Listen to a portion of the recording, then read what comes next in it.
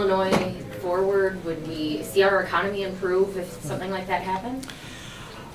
You know, right to work and right to work zones are a favorite topic of, let's be kind and call them right-wing thinkers, right? There are others that disagree with it, okay? It all gets into economics, it gets into putting people to work. I'm for putting people to work. That's the best thing we can do for the state. So am I going to reject it out of hand? No. Do I want to know more about the details? Yes. And we'll take it with everything else that's going to be before the legislature. In your opening remarks, you commented that you're interested in protecting working class, middle class families. What does that mean to you, and what would that look like compared to some of the proposals that Mr. Rauner put forward? I think it means two things. Number one, what can the Illinois government do to improve the Illinois economy? If you do that, you put people to work. Number two, there are many Illinoisans today that are dependent upon state programs. They're not just poor people, they're middle income people. And to the extent that you're reducing state spending, I think you have to ask the question, what's the impact on working middle class families, people that would like to work but they can't find a job, single people with a child, trying to balance the child against a job. These are all considerations that have to be taken into account when you start talking about reducing government spending. What about a minimum wage increase? You said you'd support a phase-in of a quarter over 7 years. It got laughed from Democratic members. Maybe we should have waved some flags when it said 7 years. I support increasing the minimum wage. I'm going to continue to support that. I'm going to continue to work on that in the legislature. Would it look like his proposal, or would it be? Well, I don't know what his proposal is, but I think we would implement some of it before 7 years. Speaker, how are you on the expansion of taxes on services? Are you in favor of, if the governor's talked about expanding the sales tax on services, saying we have an outdated tax system, what is your position on that?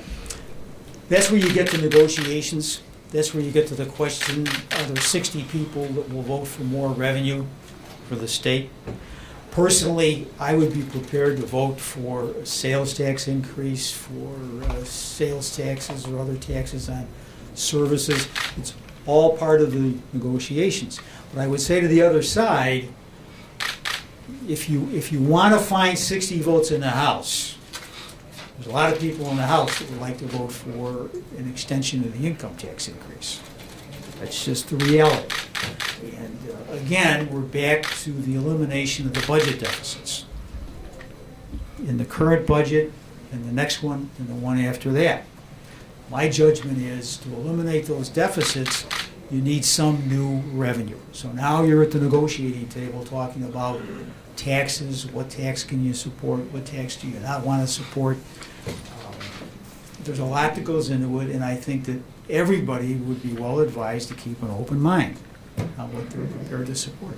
Speaker, in the short term, the governor is calling for an increase in education funding. How do you see that shake out and reconcile with the budget deficits in the short term? Well, obviously, it's a matter that has to be reconciled. Do I support increased funding for education? The answer is yes. What about the budget deficits? This is where you have to sit and reconcile these competing interests. Do you think this speech was a negotiation speech, sort of putting down Democratic ideas and Republican ideas to maybe a preview of the negotiating we could see? I think the speech was very reflective of Mr. Rauner's thinking. So I knew Mr. Rauner before he became a candidate for governor. And the ideas in this speech are very reflective on how he sees issues before the Illinois government and government in general. As I said earlier, I presume that he'll now reduce those ideas to bill form, file the bills before the legislature, they'll be referred to committees, and they'll be considered and they'll be negotiated. Sir, with regard to the Abraham Lincoln Presidential Library Foundation, what do you see its role as, that role be, and how might that role be different in the future than it is now? It should be a decision of a duly constituted library board, appointed by the governor, confirmed by the Senate, when in place, would decide whether they want to have a foundation, and if they do, what would be its form, what would it do. As an example, there's certain revenue at the library today. Well, today the Okay.